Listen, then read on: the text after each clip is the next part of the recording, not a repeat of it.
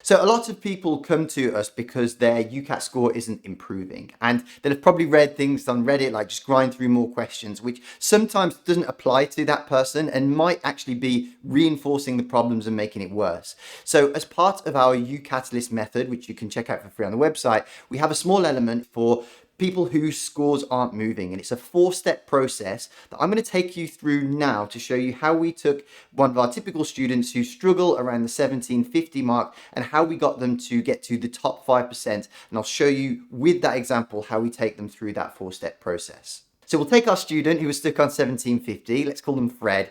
Before we even did step 1, the first thing is that we need to reframe what we can expect when we are progressing through our UCAT prep. Now, people expect linear progression. Every few hours that I put in, I'm going to increase a certain amount, but it doesn't work in that sort of way. It's more of a stepwise fashion, and we have mini breakthroughs as we go along. So it's worth remembering that your plateau is not your ceiling. You can break through that, and we'll do that several times. Also, remember that it is very typical in the final week or two to have quite a big increase as you get really serious and you're upping the ante with mocks. Sometimes at that plateau, more questions might actually make the problem worse rather than better. So it might be more of a structural problem, which is what we're going to tackle now as we go through step 1. So it probably won't surprise you to know that step 1 is to do a diagnostic mock test. So you have to do one of the UCAT mock tests, even if it's daunting, even if you don't feel like you're ready. We need to do a serious analysis of what we are looking at and reflect properly on the breakdown of our performance. So let's take Fred's scores. So like we say, we've got that 1750, SJT band 3, and the breakdown was at verbal reasoning to 510, decision making 590, and quantitative reasoning 650. Now, if you haven't seen this table before, what's really interesting is to understand how many right questions that score correlates to. So to get the 510 for the VR, he got 17 out of 44 questions right. That's not a lot, is it? Then when you look at the DM, to get that 590, he got 20 out of 35 right. And for the 650 for the QR, it's only 23 out of 36. Now, what I want you to do is understand that when we look at the breakdown of how many questions we need to get right, we always aim for perfection. We want to race through all the questions and just rush through all of them and expect that we're going to get all of them correct. But I want to show you what that typically looks like when we aim for perfection versus where Fred was at to get that score, and really the small tweaks that we need to do just to improve a tiny bit to go from that 1750, which is like bottom 4 deciles, so about the 40th percentile, but you'll be surprised how little it takes to get from that 40th percentile to get to the top decile, really. So let's look at the breakdown of the verbal reasoning. So currently where he is, he got 17 right. To be perfect, you need 44 right, but isn't it interesting that when you look at to get in the 80th percentile, to in the top 2 deciles, which is typically where you are really competitive and have a bit more control of the application, 23 out of 44 questions is all that's needed. To get in the top 5%, you only need 27 questions right. Now, to give you an idea, if you're going for getting all 44 correct, that gives you 30 seconds per question. However, when we're looking at getting about 23 correct, that gives us 57. So when you think of 23 questions right, that's only 5 question sets out of the where you get a perfect score. Now think about when you're racing through this exam, trying to do all 44 questions, i.e. all 11 question sets, each having 4 questions. That's so fast paced.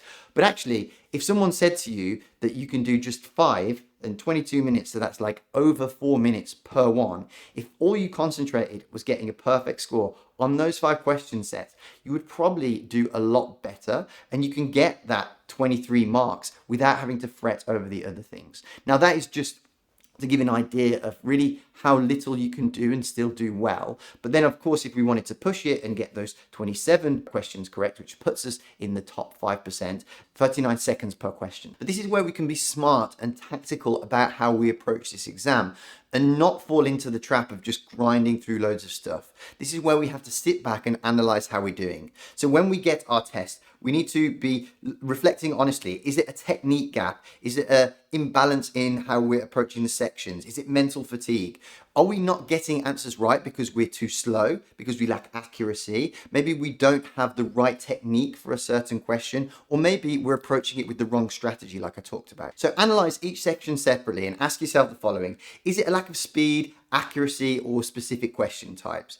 Is it a technique gap? Is it a section imbalance? Or is it just mental fatigue from trying to go too hard or not being used to that speed of exam? Maybe look at how you're studying. Is it a question of you're not doing enough, or it's that you are doing enough, but during that time you're not very effective? If it's the former, you might need to take some annual leave, or temporarily maybe there's some commitments that you might just need to drop just while you're focusing really hard on getting the UCAT score you need. Then on the individual question front, you need to understand, is it poor technique? Is it that you just really don't understand it? Or is it bad exam strategy as you're going through it itself? But then on a question level, you need to ask yourself, is it a lack of understanding? Is it poor technique? Or is it just a bad strategy when it gets to the kind of nitty gritty of the real exam? At this point, it's worth saying that if you want some help with this, the Future Doc program has something called the Predictable Offer Protocol, which has a 93% success rate of getting students into their chosen university, plus a guarantee that if you don't get in, you carry on with us into the next application cycle completely for free until we get you that result. We not only focus on this and getting you the UCAT score you need, but we do the whole application, because remember that it's not just about a good UCAT score, the rest needs to be good.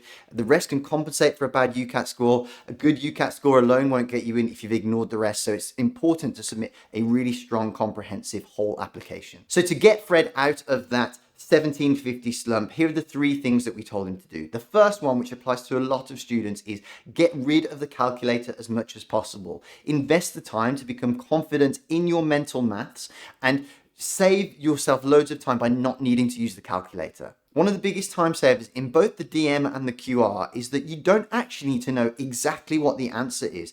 If you have something and you can estimate, oh, it's roughly in the 3,000 ballpark, and in the answers, there's only one that's close to 3,000, the rest are 5,000, 8,000, 1,000, then you don't even need to use the calculator. You know that it's roughly in that range, and it can't possibly be the other answers, so you don't even need to calculate and know the exact answer. The second tip is to guess, flag, and skip ruthlessly. Like I showed you before, you need to answer way fewer questions correct than you thought you needed to get a really decent score. Perfectionism and trying to get every single question correct is the biggest enemy of people who are stuck with their score. So at the first sign of a question being a sinkhole, just skip ruthlessly and move on and come back to it only at the end when you have the time. And the final biggest lesson for Fred, which massively increased his speed, was the mouse is slow, so use the keypad as much as possible. Know your keyboard shortcuts, so Alt-N for moving to the next question, Alt-F to flag, Alt-V to review the flag questions.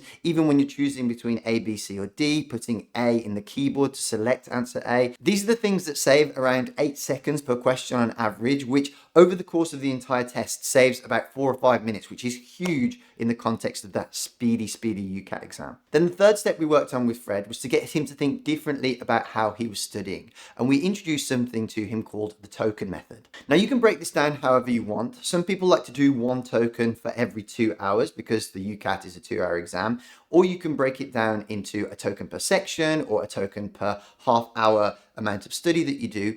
But it's really important to set the number of tokens that you want, and rather than measuring in minutes and hours, measure in tokens, because that will give you complete blocks of study to really finish something, rather than these kind of boundless amounts of time that can just kind of go on and not really do anything. So really the advice is to stop measuring practice in hours, measure it in tokens. So for example, if you do 1 token equals 2 hours of focused uninterrupted practice, then the UCAT, being a mental sprint, needs time to cool down between those tokens, right? So aim for 2 tokens a day, maybe 4 days a week minimum, so AM and PM doing a token. And for the early plateaus, each token just goes to 1 section, so that rather than looking really wide, you're actually laser focused and putting a lot of energy into breaking through in that particular area. And in the final 2 weeks, those tokens go towards doing full marks. The analysis is just as important as the time spent practicing questions. But what's crucial is that you spend some of those tokens maintaining your strong areas as well. Don't just focus on the weak ones, because easy marks are gained from getting better at the stuff that you're already good at.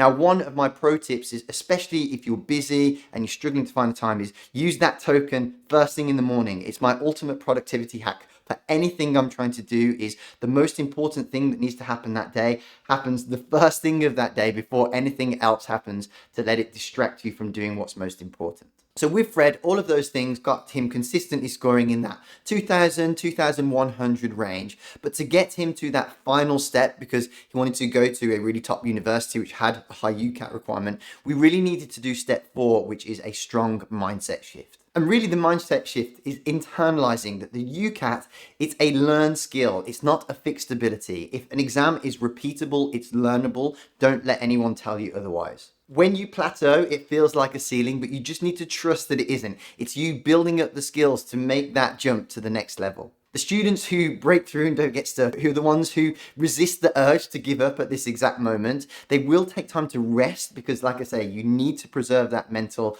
agility and you need to be fresh. But it's about not giving up and understanding that you don't progress in a linear fashion. It's stepwise, and you just need to trust that and keep going, keep being smart about your practice, apply these 4 steps, and that is what's going to help you get the score that you need. If you want to find out more for free about the UCatalyst method, go to the Future website. If you want to see me talk you through some questions and how to answer them, and if you want some help from us to get that 93% of students who get into their chosen university, then you can have our help and speak to our admissions team, tell them where you're at with all of your UCAT prep, and we can show you how we can get you on the journey to your chosen university.